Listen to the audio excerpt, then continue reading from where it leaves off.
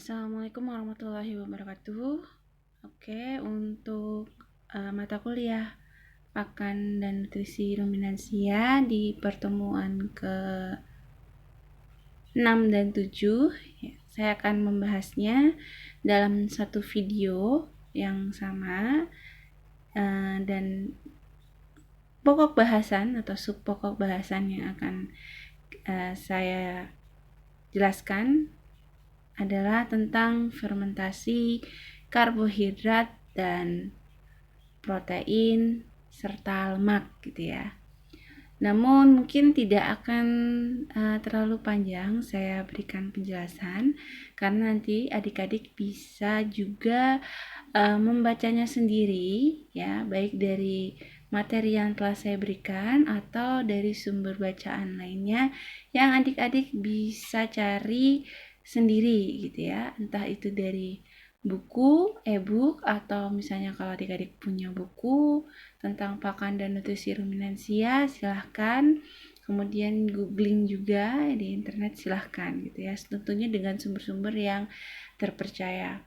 Oke, jadi kalau kalian lihat ya, ini pencernaan karbohidrat dalam rumen ya, atau fermentasi karbohidrat dalam rumen. Karena kalau kita ngomongin dalam rumen, tentunya di sini proses yang terjadi adalah secara fermentasi. Nah, kita bahas dulu tentang karbohidrat ya di dalam rumen. Nah, di sini ada beberapa jenis karbohidrat ya, mulai dari fruktan, kemudian sukrosa, pati, selulosa, hemiselulosa, pektin gitu ya. Kalau adik-adik lihat di sini ada beberapa jenis karbohidrat yang dia itu dirubah dulu menjadi ujungnya nanti glukosa gitu ya. Kemudian ada juga yang dia tidak dirubah menjadi glukosa tapi dirubah dulu menjadi pentosa gitu ya.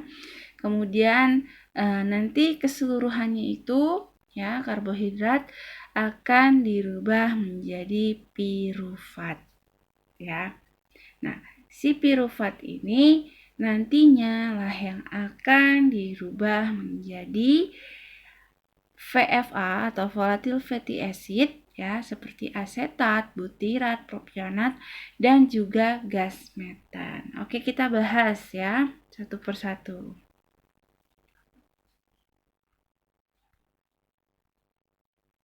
Secara umum, produk akhir fermentasi karbohidrat dalam rumen adalah VFA. Ya, tadi kalau kalian lihat di skema sebelumnya ya, memang hasil akhirnya akan menjadi asetat, propionat, dan butirat ya. Serta ada juga dihasilkan gas CO2 dan metan atau CH4. Jadi CH4 itu gas metan ya.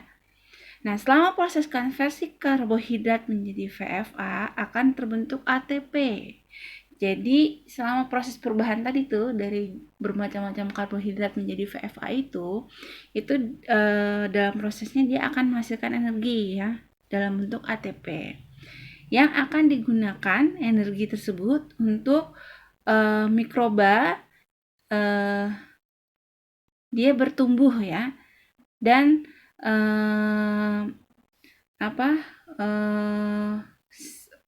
si mikroba ini memanfaatkan si karbohidrat itu untuk dia gitu ya, sehingga kenapa karbohidrat itu akan diubah menjadi VFA dalam rangka ya untuk menghasilkan energi. Jadi VFA itu ibaratnya hasil sampingan, kayak kita kalau manusia misalnya melakukan proses metabolisme ya, sama kan untuk menghasilkan energinya kita gitu ya, ATP dalam bentuk ATP. Nah, sisanya ya gas CO2 gitu ya, H2O itu adalah sisa-sisa metabolisme kita gitu ya, kalau kalian ingat belajar biokimia. Nah, mikroba di dalam rumen itu akan menghasilkan ibaratnya sisa metabolismenya dia gitu ya, dalam rangka untuk menghasilkan energi untuk pertumbuhannya dia, itu berupa salah satunya adalah VFA ya. CO2 dan gas metan. Nah, si VFA ini nantinya yang akan bisa dimanfaatkan oleh si induk semangnya. Siapa? Yaitu ternak ruminansianya. Sapi, kambing, domba. Ya. Jadi, si VFA ini itu sumber energi bagi induk semangnya. Oke, sampai sini paham ya? Nah, proses fermentasi karbohidrat dalam rumen terjadi melalui 2 tahap. Nah, tadi nih sebenarnya ya di skema juga sudah kelihatan. Yang pertama adalah hidrolisis karbohidrat kompleks ya. Ada selulosa tadi, hemiselulosa gitu ya. Pektin, pati gitu ya. Itu dirubah menjadi karbohidrat yang lebih sederhana. Ya. Tadi kayak selulosa nantinya akan jadi selubiosa ya. Kemudian selubiosa akan dirubah menjadi apa? Ujung-ujungnya pirufat. Kemudian dari pirufat akan dihasilkan VFA. Ya, jadi tahap pertama itu dirubah dulu semua karbohidrat kompleks menjadi karbohidrat yang lebih sederhana atau glukosa. Ya. Nah, tahap kedua, gula sederhana hasil hidrolisis di dalam rumen langsung dapat digunakan dan dimetabolisasi secara intraseluler oleh mikroba rumen menjadi VFA, CO2, dan CH4. Tapi sebelumnya glukosa dirubah dulu jadi pirufat. Ini kalau kalian ingat dulu belajar biokimia, metabolisme karbohidrat kan sama sebenarnya ya. Macam-macam karbohidrat yang ada di makanan, kalau kita makan, dicerna, hasil akhirnya adalah glukosa. Glukosa masuk ke dalam darah ya. Nah, nanti glukosa itu akan dirubah dulu jadi pirufat sebelum masuk ke siklus Krebs untuk di metabolisme menghasilkan energi. Jadi semua ujung-ujungnya dirubah dulu jadi pirufat. Nah, nanti pirufat masuk ke siklus Krebs ya kan, dirubah jadi asetil CoA dan selanjutnya gitu ya. Nah, itu proses siklus Krebs dan disitulah dihasilkan energi.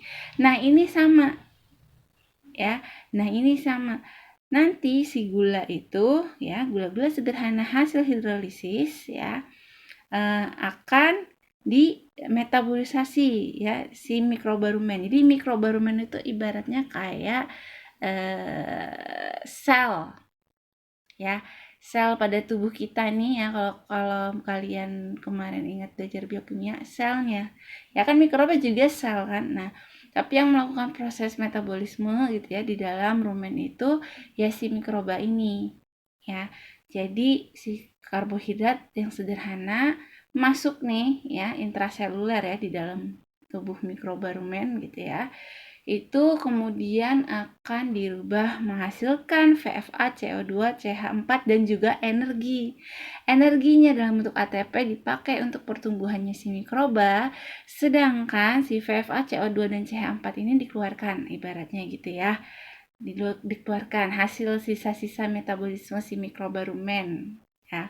Tapi VFA dan VFA inilah yang bisa dimanfaatkan oleh si ternak sapi. Sedangkan CH4 bagaimana dan CO2? Ya tentu dikeluarkan atau dibuang dari dalam tubuh ternak ya.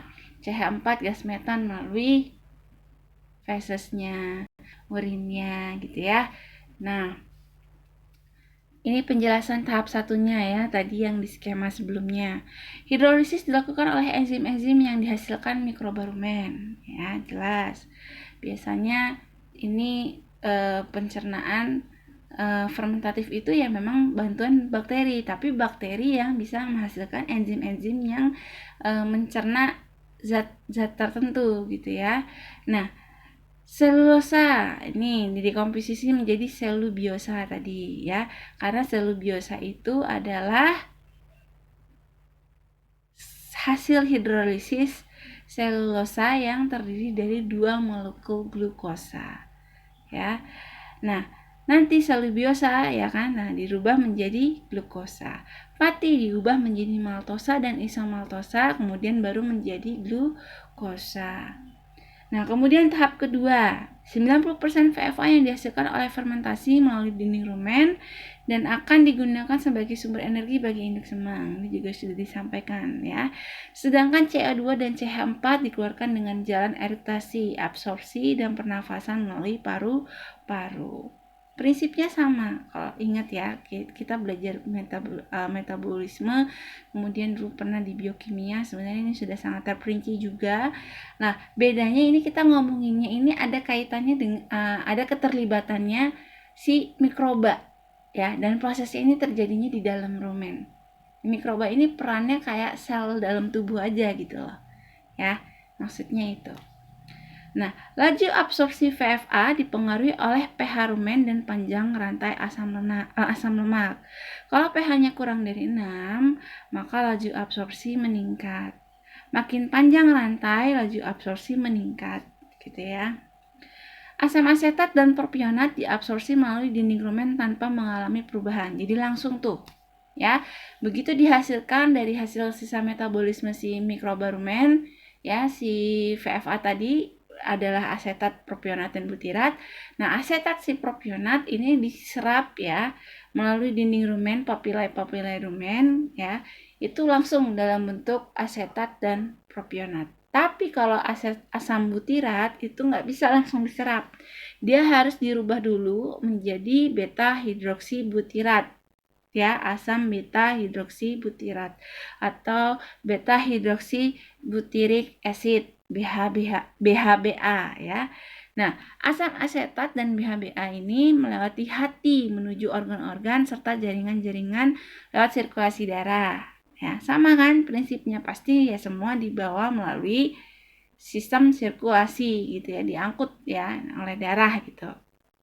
Nah, selanjutnya asam-asam tersebut digunakan sebagai sumber energi untuk sintesis asam-asam lemak. Nah, ini asetat dan si butirat ya. Jadi asetat dan butirat ini dia itu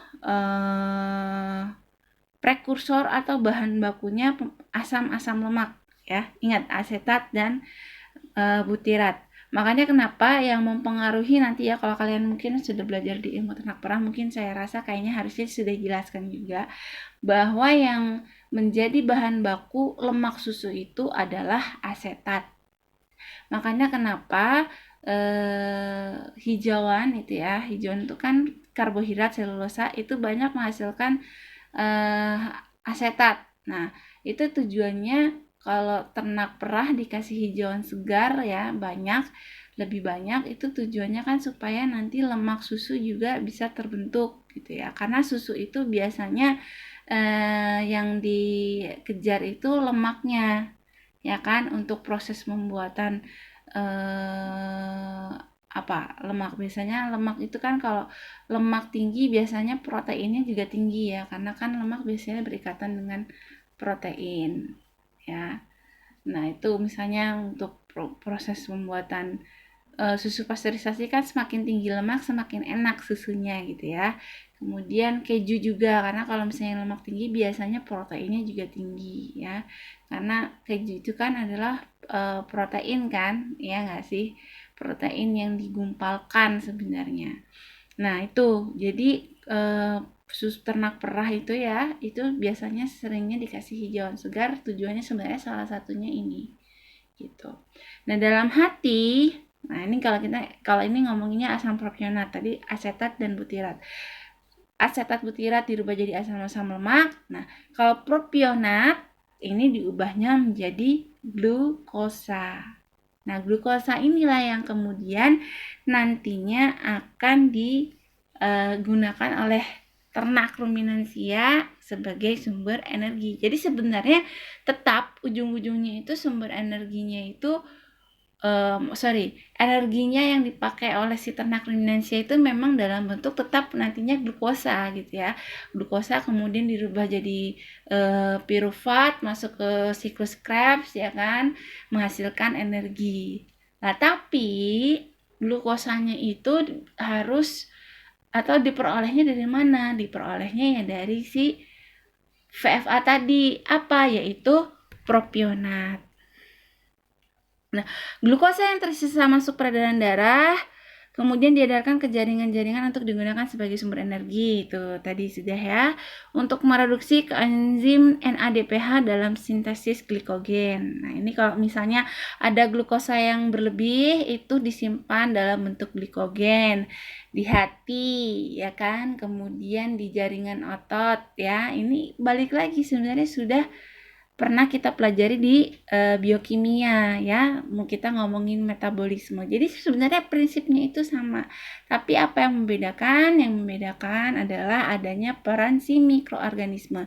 Jadi masih dalam proses pencernaan pun, tapi di situ sudah ada proses metabolisme yang dilakukan oleh mikroba rumen, ya.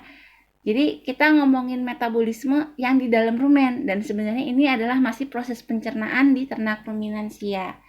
Nah, proses metabolismenya sendiri untuk ternak ruminansia pada dasarnya prinsipnya sama, hampir sama, ya, dengan makhluk hidup yang lainnya, dengan ternak dan ruminansia gitu ya. Kayak tadi sebenarnya ujung-ujungnya propionat itu di hati dirubah jadi glukosa, kemudian glukosa akan dirubah menjadi pirufat, asetil-CoA masuk ya ke siklus Krebs. Nah, itu menghasilkan ATP, menghasilkan CO2, menghasilkan H2O, sama saja ya. Jadi ini cuma ketambahan ada proses metabolisme di dalam rumen yang dilakukan oleh mikroba gitu ya.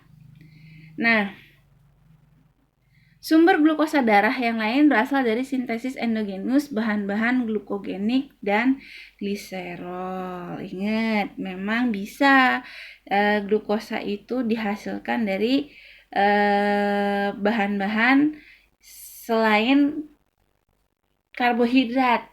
Ingat, apa namanya?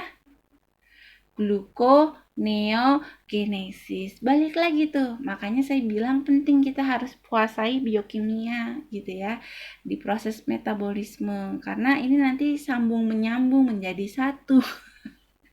Seperti itu. Oke, kita masuk ke fermentasi protein.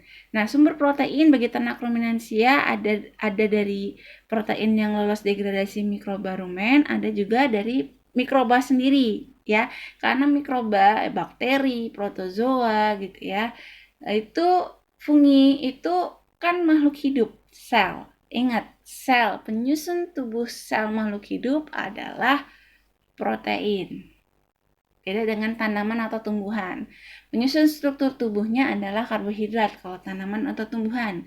Tapi kalau hewan gitu ya, itu penyusun utamanya adalah protein.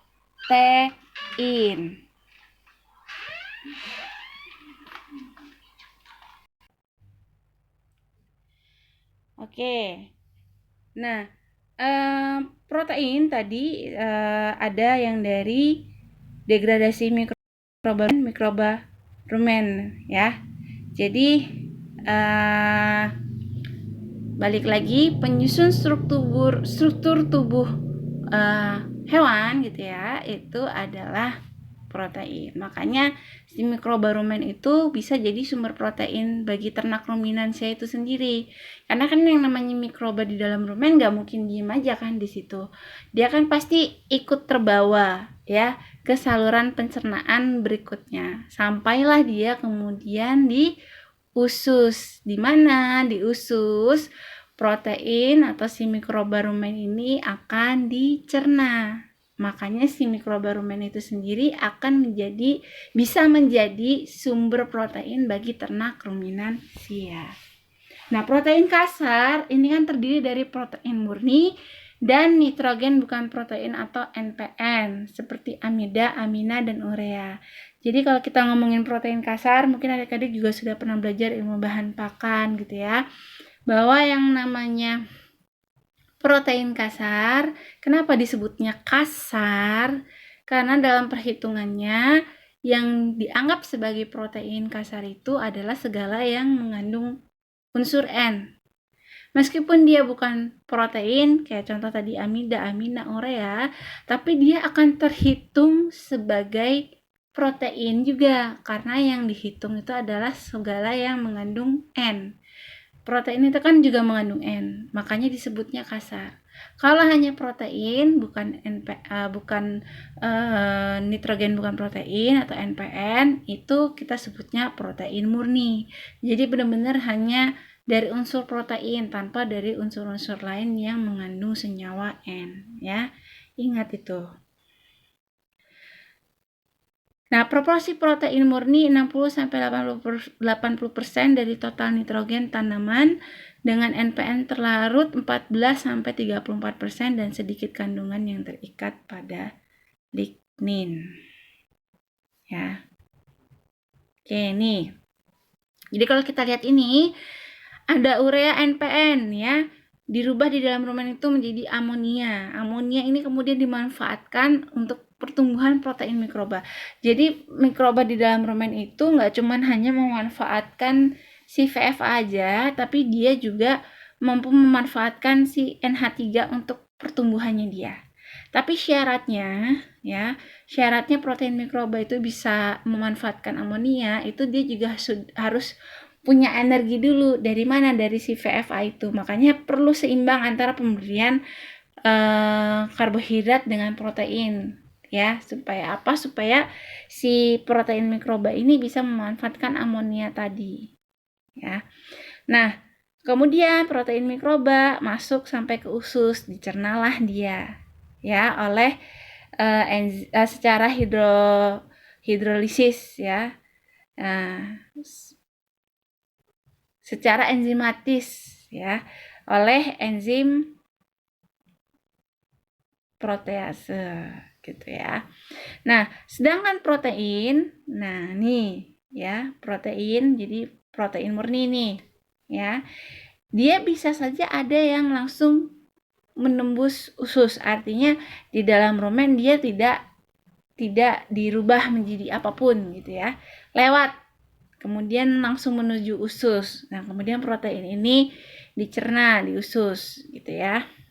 Nah, ada juga protein yang dia itu di dalam rumen akan dirubah jadi apa? Ada protein dirubah jadi oligopeptida gitu ya. Kemudian ada dirubah menjadi asam amino. Nah, asam amino ini akan dirubah menjadi amonia.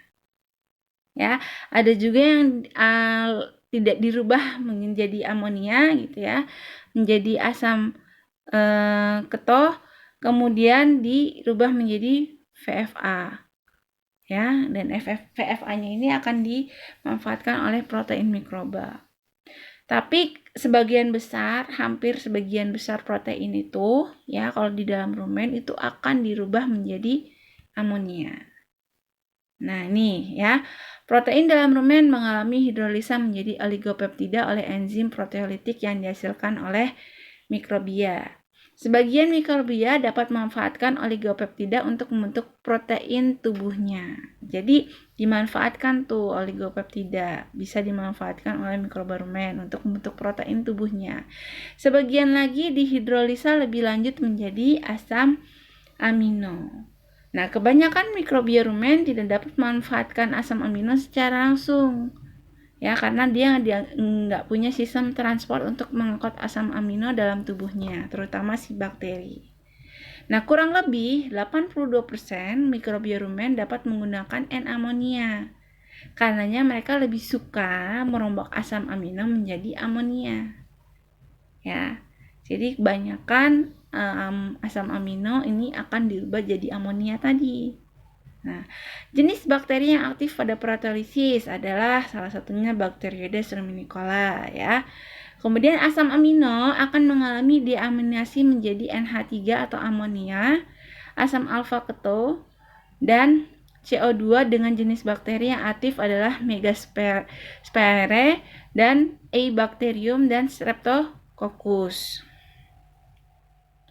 Nah, ini amonia yang terbentuk dalam rumen, yang kita masih ngomongin amonia dalam rumen.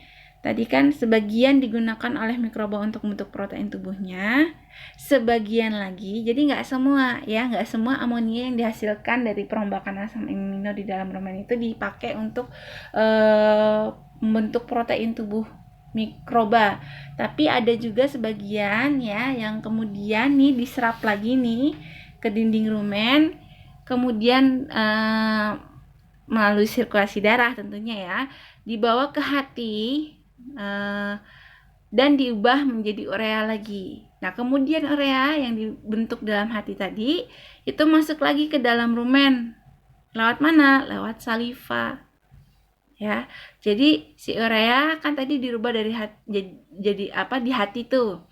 Nah, si urea ini dibawa lagi dalam darah, masuk kemudian dia ke kelenjar saliva intinya ya. Nah, di saliva itu mengandung urea. Ya. Nah, saliva kan di dalam mulut kalau ternak sapi makan ya, nolong lagi kan, masuk lagi kan ke dalam rumen, ada lagi itu kandungan ureanya. Nah, urea nanti ujug-ujugnya diubah lagi jadi amonia. Nah, inilah yang disebut namanya recycle N. Ya. Jadi ternak ruminansia itu sebenarnya pakannya itu ya dia tetap butuh protein, tapi dia bisa dikatakan sebagai ternak yang hemat protein. Karena apa? Karena ternak ruminansia itu ibaratnya bisa menyediakan sumber protein untuk dirinya sendiri ya, karena dia di dalam tubuhnya itu tadi ada sistem tadi recycle N tadi. Kemudian dia juga tidak diberikan protein murni pun tidak masalah gitu ya, karena dari urea gitu ya atau dari NPN pun dia bisa memanfaatkan itu untuk pertumbuhan mikroba di dalam rumen. Nah, si mikroba rumen ini atau sintesis protein mikroba SPM inilah yang akan menjadi protein atau sumber protein bagi ternak ruminansia. Jadi ingat kalau ada pertanyaan kenapa ternak ruminansia itu hemat protein ya dalam pemberian pakannya. Nah, ini prosesnya ini semua ya. Oke. Ini saya rasa saya lewat saja ya. Pencernaan lemak kita masuk ya. Nah, informasi jumlah lemak dalam rumen beragam karena pengaruh isi rumen yang heterogen dan komposisi lemak ransum yang berbeda. Sebagian lemak dalam rumen terikat di dalam partikel pakan, sebagian besar ya, 80% sekitar. Kemudian ada juga yang berasal dari protozoa karena ya salah satu dinding penyusun protozoa, fraksi bakteri itu juga mengandung salah satunya lemak ya. Jadi jumlah lemak di dalam rumen itu bisa macam-macam tergantung tadi nih dari pakannya, tergantung dari jumlah protozoa dan jumlah bakteri di dalam rumennya gitu ya. Nah, ini nanti kalian bisa baca sendiri gitu ya. Nah, dengan adanya biohidrogenasi, jadi ingat di awal saya sempat sampaikan salah satu perbedaannya ya, terutama di metabolisme lemak di dalam di ternak ruminansia, itu adalah adanya proses biohidrogenasi ya.